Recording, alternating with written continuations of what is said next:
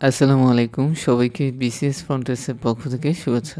আজকে শনিবার ২২শে নভেম্বর ২০২৫ আমরা পড়ছি প্রথম আলো।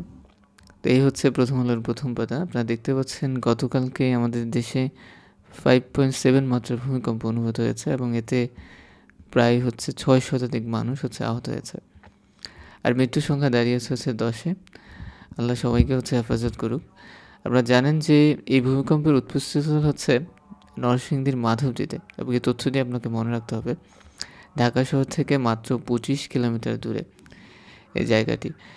এবং আপনাদেরকে কিছু তথ্য ব্রিফ করছি। বিভিন্ন পরীক্ষায় এসে থাকে, যেমন দক্ষিণ কোরিয়া এবং উত্তর কোরিয়ার মধ্যকার যে লাইন, সেটি নর্দার্ন লিমিট লাইন, এবং পাকিস্তান এবং আফগানিস্তানের মধ্যকার সীমারেখা ডুরাল লাইন। আর বাংলাদেশ ভারতের যে সীমারেখা সেটা রেড ক্লিফ লাইন। আর line of actual control Bharat এবং চীনের মধ্যকার সীমারেখা। তো এই তথ্যগুলো আপনাদেরকে মনে রাখতে হবে। এবং গতকালকে আমাদের সশস্ত্র বাহিনী দিবস ছিল ২১শে নভেম্বর। তো আপনারা জানেন যে ১৯৮৮ সালে আমাদের সেনাবাহিনী প্রথম জাতিসংঘের শান্তি রক্ষা মিশনে অংশগ্রহণ করে এবং এ পর্যন্ত ৪৩টি দেশে ৬৩টি মিশন সম্পন্ন করেছে। বর্তমানে বিশ্বের বিভিন্ন প্রান্তে 10টি মিশনে অংশগ্রহণকারী রয়েছে। তাহলে কয়টি সক্রিয় মিশন আছে সেটি উত্তর হবে 10টি। খুবই গুরুত্বপূর্ণ তথ্য। এবং ক্ষয়ক্ষতি নিরূপণ করতে নির্দেশ প্রধান উপদেষ্টার ডক্টর মোহাম্মদ ইউনূস বলেছে যে আমরা আমাদের জায়গা থেকে পরিস্থিতি নিবিড়ভাবে পর্যবেক্ষণ করছি এবং সরকার সকল ব্যবস্থা গ্রহণ করেছে। নির্বাচনে টাকার খেলা এবং রাজনৈতিক বাণিজ্যিক মডেল নিয়ে লিখেছেন তৌফিক হক এবং নুরি জান্নাত। তারা বলছে যে অর্থ এবং ক্ষমতার প্রভাব কীভাবে গণতন্ত্রের মূল ভিত্তির সমতা, স্বচ্ছতা ও জবাবদিহিতাকে ধীরে ধীরে ক্ষয় করছে, রাজনীতি ও নির্বাচনকে জনগণের পরিবর্তে ধনীদের খেলায় পরিণত করেছে, তা নিয়ে লিখেছেন তারা বলছে যে ইতিহাসের দিকে ফিরে তাকালে দেখা যায় যখন অর্থ রাজনীতিকে প্রভাবিত করার সুযোগ পেয়েছে তখনই তার দীর্ঘমেয়াদী অস্থিরতা বয়ে এনেছে। রাজনীতিক ক্রমে পুঁজি নির্ভর হয়ে চলছে এবং সাধারণ রাজনৈতিক কর্মীদের জনপ্রতিনিধি হওয়ার প্রতিযোগিতায় স্বতঃস্ফূর্ত অংশগ্রহণ কমে যাচ্ছে। বাংলাদেশের আইনি ব্যয়সীমা প্রকৃত ব্যয়ের মধ্যে বিশাল ব্যবধান রয়েছে, তাই নির্বাচন কঠোর ও বয়সীমা কার্যকরভাবে প্রয়োগ করা অত্যন্ত জরুরি।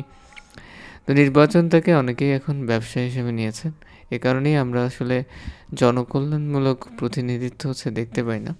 খুব কম সংখ্যক মানুষই আছে যারা জনগণের জন্য রাজনীতি করে, এবং যারা জনগণের জন্য রাজনীতি করে তাদেরকে অবশ্যই আপনারা ভোট দেবেন আগামী নির্বাচনে। তো এখানে একটা গুরুত্বপূর্ণ তথ্য আছে, সেটি আমাদের যে সমুদ্র যে সীমা সেটাকে কিভাবে নির্ধারণ করা হয়। ইন্টারন্যাশনালি এটাকে একটা বাউন্ডারি আছে, যেমন প্রথম যে 12 নটিক্যাল মাইল এটাকে বলা হয় টেরিটোরিয়াল সি, এবং এরপর যে 200 নটিক্যাল মাইল পর্যন্ত যে অংশটুকু এটাকে বলা হয় আপনার এক্সক্লুসিভ ইকোনমিক জোন, এবং 200 নটিক্যাল মাইলের পরবর্তী যে সেটাকে বলা হয় হাই সি। ঠিক আছে, এই বিষয়গুলো আপনাদেরকে মনে রাখতে হবে। বাদামে অনেক পুষ্টিগুণ এবং বাদাম খাইতে হবে বেশি বেশি, যেমন আপনার আখরোট ওমেগা 3 ফ্যাটি অ্যাসিডের ভালো ওষুধ, যা মস্তিষ্কের উন্নত করে এবং হৃদরোগের ঝুঁকি কমে। তো আপনারা জানেন যে সম্প্রতি বাংলাদেশে পেয়ারা, এটা কিন্তু ভালো ফলন এবং এটি আপনার ভিটামিন সি প্রোভাইড করে থাকে আমাদের বডিতে। ঠিক আছে, ভিটামিন সির একটা ভালো সোর্স, এই তথ্যটি মনে রাখতে পারেন।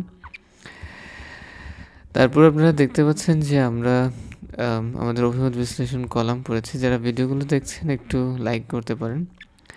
আর তত্ত্বাবধায়ক ব্যবস্থা ফিরল, গণতন্ত্র ফিরে আসবে কি, এ বিষয়ে লিখেছেন সোহরাব হোসেন। আমার ভালোই লাগে ওনার লেখা, একটু পড়ছি। গণতান্ত্রিক ব্যবস্থায় নির্বাচনের জন্য তত্ত্বাবধায়ক সরকার ব্যবস্থা উত্তম কিছু নয়। ক্ষমতাসীনেরা ঠিকঠাক মতো অর্পিত দায়িত্ব পালন করতে পারলে, যেন তেনভাবে জয়ী হওয়ার মানসিকতা ত্যাগ করতে পারলে তত্ত্বাবধায়ক ব্যবস্থার প্রয়োজন হতো না। সঠিক কথা বলেছেন। এবং দেখেন যে আপনার সুপ্রিম কোর্টের আপিল বিভাগের রায়ের মাধ্যমে নির্দলীয় তত্ত্ব ব্যবস্থা পুনঃপ্রতিষ্ঠিত হয়েছে 2025 সালে, এবং এটি আপনার চতুর্দশ সংশোধনী নির্বাচন থেকে কার্যকর হবে। তো আপনারা জানেন যে সংবিধানের 58 এর 2 অনুচ্ছেদে বলা হয়েছিল যে সংসদ ভেঙে দেওয়ার পর বা মেয়াদ শেষ হওয়ার কারণে যে তারিখে নির্দলীয় তত্ত্বাবধায়ক সরকারের প্রধান উপদেষ্টা কার্যভার গ্রহণ করেন সেই তারিখে সংসদ গঠিত হওয়ার পর নতুন প্রধানমন্ত্রী তার পদের কার্যভার গ্রহণ করার তারিখ পর্যন্ত মেয়াদে একটি নির্দলীয় তত্ত্বাবধায়ক সরকার ব্যবস্থা থাকবে। তো এই যে অনুচ্ছেদ 58(2) খ, এটি হচ্ছে আপনাকে মনে রাখতে হবে, খুবই গুরুত্বপূর্ণ তথ্য। আপনারা দেখতে পাচ্ছেন যে আমাদের বর্তমান প্রধান অ্যাটর্নি জেনারেল আসাদুজ্জামান তত্ত্বাবধায়ক সরকার ব্যবস্থা বিলোপকে গণতন্ত্রের কবর ও এর পুনর্জীবনকে গণতন্ত্রের মহাসড়কে হাঁটা বলে অভিহিত করেছেন এবং 1988 সালের সংসদ নির্বাচনে হুসাইন মোহাম্মদ এরশাদ 2/3 আসন পেয়ে 2 বছরের বেশি ক্ষমতায় থাকতে পারেনি। এর পিছনে তিনি কারণ উল্লেখ করেছেন যে 90-এর গণঅভ্যুত্থানে তাদের বিতাড়িত হতে হয়। বাংলাদেশে এ পর্যন্ত দুটি সংসদই ছিল ভারসাম্যপূর্ণ, একটি হচ্ছে 1991 এবং 1996 সালে। প্রথমটিতে বিএনপি এবং দ্বিতীয়টিতে আওয়ামী লীগ ক্ষমতাসীন হয়। রাজনৈতিক বিশ্লেষকদের মতে এই দুই সংসদ অপেক্ষাকৃত কার্যকর ছিল এবং সীমিত পরিসরে হলেও বিরোধী দল ভূমিকা রাখতে পেরেছে। তো এই ছিল তথ্য। আরেকটা বিষয় এসেছে, সেটি হচ্ছে কল্লোল মোস্তফা বলছেন হকার উচ্ছেদের আগে দেখুন ড্যাব কী বলছে। হকার সমস্যা সমাধানে নগর পরিকল্পনাবিদদের নির্দেশনা না মেনে পুলিশ ম্যাজিস্ট্রেট দিয়ে হকার উচ্ছেদ করাটা কীভাবে গ্রহণযোগ্য হতে পারে? সরকারি প্রতিষ্ঠান যদি সরকারের মহাপরিকল্পনা না মেনে চলে, তাহলে অন্যদের নিয়েও কীভাবে নিয়মকানুন মেনে চলতে বাধ্য করা যাবে? তো বাংলাদেশের অর্থনৈতিক ব্যবস্থাই এরকম যে আমরা অধিকাংশ মানুষই কিন্তু হচ্ছে দারিদ্র্য সীমার নিচে থাকি, যার কারণে জীবনযাত্রা কিছু না কিছু আপনাদেরকে হচ্ছে করতেই হয় এবং এই কারণে দেখা যায় যে মানুষ যখন যেটা পারছে সেটাতেই হচ্ছে বিভিন্ন অপকর্ম করে যেভাবে হোক জীবন জীবিকার সন্ধানে মানুষ হচ্ছে বিভিন্ন কাজ করতে বাধ্য হচ্ছে। তো আপনাদের কি মনে হয় যে হকার উচ্ছেদের বিষয়টা আসলে কি যুক্তি ঠিক আছে কিনা একটু কমেন্ট সেকশনে জানাতে পারেন। জনতুষ্টিবাদের ঢেউয়ে বিশ্বজুড়ে বিধ্বস্ত মূলধারার রাজনীতি। তো জাপানে রিসেন্টলি হচ্ছে প্রথম নারী প্রধানমন্ত্রী নির্বাচিত হয়েছেন সানায়া তাকাচি, যিনি জাপান কট্টর জাতীয়তাবাদী হিসেবে তাকে মনে করা হয়। তো যুক্তরাষ্ট্রের রাজনীতি নিয়ে একটু কথা এসেছে যে মানুষ হচ্ছে রাজনীতির ব্যাপারে খুবই বিভক্ত। দেশটির 43% মানুষ হচ্ছে নিজেদের দাবি করেন স্বাধীন ভোটার হিসেবে। তারা রিপাবলিকান এবং হচ্ছে ডেমোক্রেটিক দুটো পার্টিকেই ভালো চোখে দেখেন না। দলগুলো খুব দুর্বল হয়ে পড়ছে। কখনো নতুন রাজনীতিবিদ, কখনো মিডিয়া তারকা, কখনো ছোট ছোট গোষ্ঠীর কর্মীরা সহজেই দলগুলো দখল করতে পারছেন। তো এখন মানুষ মনে করছে যে দেশে একটি তৃতীয় বড় রাজনৈতিক দল থাকা উচিত। তো যুক্তরাষ্ট্রে একসময় প্রগতিশীল যুগ তৈরি হয়েছিল। জনগণের ব্যাপক ক্ষোভের ফলে বড় রাজনৈতিক দলগুলো সেই ক্ষোভকে নিজেদের মধ্যে জায়গা করে দিয়েই টিকেছিল। আজ যে নতুন জনতুষ্টিবাদী যুগ এসেছে, সেটিও ঠিক একই ধরনের চ্যালেঞ্জ নিয়ে এসেছে এবং স্মৃতির সিন্ধুক নিয়েই নিখোঁজ হবে পৃথিবী। জলবায়ু সম্মেলন শেষ হয়েছে, আপনারা জানেন। আমাদের 1970 সালের ঘূর্ণিঝড় থেকে 2024 সালের রিমাল পর্যন্ত কত বীজ, গান, চিত্রশৈলী, নকশা, লোকায়ত জ্ঞান হারিয়ে গেছে তা হিসাব করা হয়নি। তো এই ছিল আমাদের আজকের সংক্ষিপ্ত আলোচনা। যারা যারা ভিডিওটি দেখেছেন তারা অবশ্যই হচ্ছে লাইক, কমেন্ট করবেন। জীবাশ্ম জ্বালানি বাতিলে নেই কোনো পরিকল্পনা।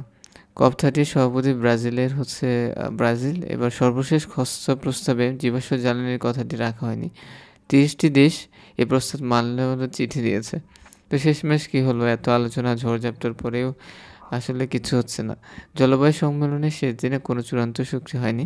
অতীতে সম্মেলনের সময় বেড়েছে, এবারও বাড়তে পারে। 200 দেশের সম্মতি ছাড়া কোনো চুক্তি পাস করা সম্ভব নয়। আর যুদ্ধবন্ধে যুক্তরাষ্ট্রের সঙ্গে কাজ করতে প্রস্তুত হচ্ছে জেলেনস্কি এবং দেখা যাচ্ছে যে যুদ্ধের মধ্যে আপনার ইউক্রেন বড় ধরনের একটা ধাক্কা খাবে এই চুক্তির পরে। 28 দফার এই পরিকল্পনায় ইউক্রেনের পূর্বাঞ্চলে দানবাস এবং হচ্ছে কিছু অস্ত্র ছাড় দিতে হবে। লাখে নিয়ে আসতে হবে ইউক্রেনীয় সেনা সংখ্যা। পররাষ্ট্রমন্ত্রী মার্কো রুবিও যুক্তরাষ্ট্রের বিশুদ্ধ হচ্ছে স্টিভ উইটকফ হচ্ছে আপনার রাশিয়ার কিছু কূটনীতিকের সাথে বসে বিষয়গুলো নিয়ে একটা খসড়া তৈরি করেছেন এবং সেটি সম্ভবত কিছুদিনের মধ্যেই আপনারা দেখতে পাবেন। তো দেখতে পাচ্ছেন মামদানির সঙ্গে বৈঠকে কি ট্রাম্পের একটি কৌশল? সাম্প্রতিক হচ্ছে আপনার ট্রাম্প এবং হচ্ছে মামদানি হচ্ছে নিউ ইয়র্কের মেয়র নির্বাচিত হয়েছেন এবং আজকে সম্ভবত আপনার ডোনাল্ড ট্রাম্পের সাথে মামদানির সাক্ষাৎ হয়েছে। ভিডিওটি দেখছেন আপনারা অনেকেই। তো এই ছিল আমাদের সংক্ষিপ্ত আলোচনা। খুব তাড়াতাড়ি আমি ভিডিওটি শেষ করেছি। ফিদার চিত্রকর্ম বিক্রি হলো 650 কোটি টাকার। ফিদা হলো একজন চিত্রশিল্পী, যার আঁকা এল সুয়েনিও হচ্ছে আপনার 650 কোটি টাকায় বিক্রি হয়েছে। তো ধন্যবাদ সবাইকে। সবাই খুব ভালো থাকবেন, সুস্থ থাকবেন।